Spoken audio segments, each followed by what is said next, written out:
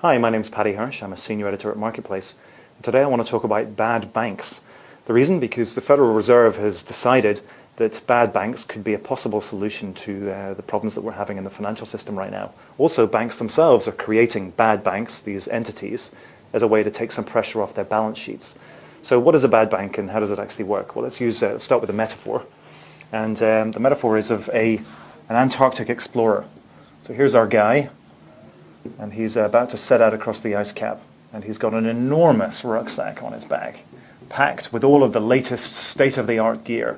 He's got radios and sleeping bags and cooking stoves and ice axes and all the rest of the stuff that he needs for an Antarctic expedition, but quite a lot of it is surplus anyway. He's weighed down, and everything's fine when the sun's shining and the weather is good.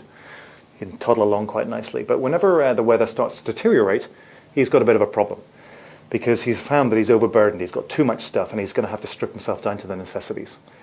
So what does he do? Well, first thing he might try to do is to sell some of his gear off or offload some of his gear to his buddies on the expedition, but they don't want his stuff because they're already burdened down themselves. So what is the other option he's got is to leave it on the ice cap. Of course, he doesn't want to ditch it, so what he does is he creates a little igloo, a little cache, to put the gear inside.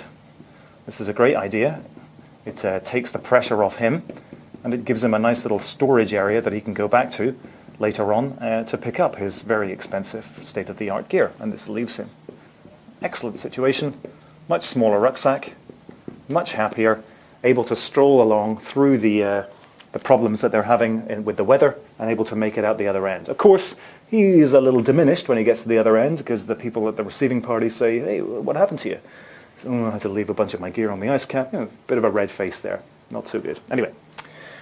How does this relate to the banks? Well, if we think about a bank as one of these expeditioneers, the banks started off, say over the last few years, they loaded up their balance sheets, they loaded up their systems with all sorts of exotic instruments, everything from CDOs to SIVs and CDS and CLOs, you name it, whatever they are, it loaded up with this stuff. And it found that as the economy deteriorated and problems in the financial system started to get worse, that these things were really getting rather heavy, in fact getting rather toxic, potentially toxic, certainly toxic to them if they held on to them because they were going to drag them down. So what do? Well, they've tried to sell off these assets to their compatriots, and in some cases they've been successful, but in most cases the other banks have said we don't want anything to do with this stuff, and the markets in them has dried up.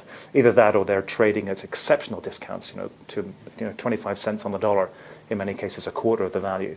So selling off, trying to get rid of them and get it to other members in the expedition, if you like, has failed. So what we're looking at now is the creation of what they're calling bad banks. And bad banks are essentially like these igloos on the ice.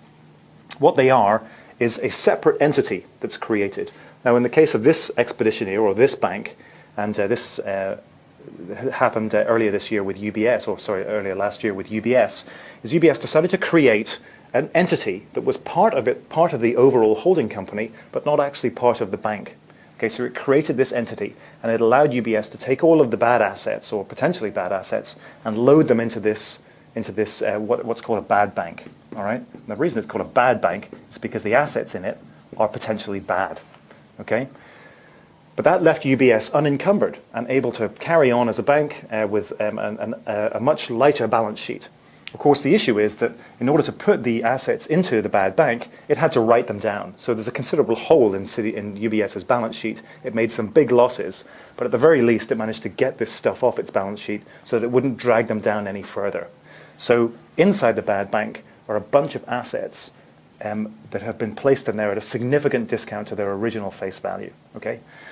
And that's the way that the banks actually manage to unencumber themselves and continue on, and that's why they're like this particular expedition here.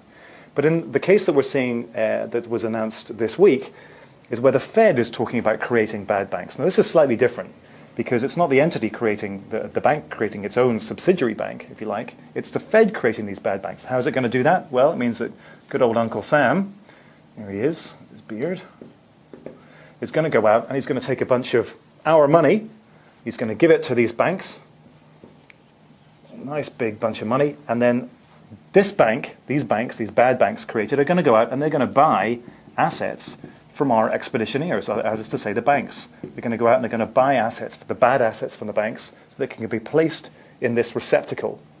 And hopefully over time, as the economy improves, the value of these assets will improve, and the bad bank will be able to sell them off at a marked increase in value to what they bought it from the banks at. So that's the theory. That's what's supposed to happen in theory. And the great thing about it is, it takes pressure off these banks. It allows them to clean up their balance sheet, and it gives us, the taxpayer, the opportunity to make some money on the deal. The other thing, of course, that Uncle Sam can do is he can take these bad banks, call them individual companies, and sell shares off. So, an enterprising hedge fund or private equity company or other type of investor might say to himself, that bad bank looks like it might have some potential over the next 5 years. I'm going to invest in it. I might buy equity in the bad bank, and that's another way of raising money. So the two ways that these bad banks will be capitalized are firstly by money from you and I, and secondly by shares sold to outside investors. Of course, this could work the other way.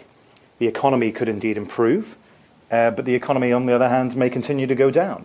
These toxic assets, or potentially toxic assets, they're marked down right now, and they can be very cheap or considered very cheap in some circumstances. There's a possibility that they could rise up, but on the other hand, they could continue to descend. They could go all the way to zero, and in many cases, in the case of some of the CDOs, people reckon they will go all the way to zero, and they'll never be worth anything.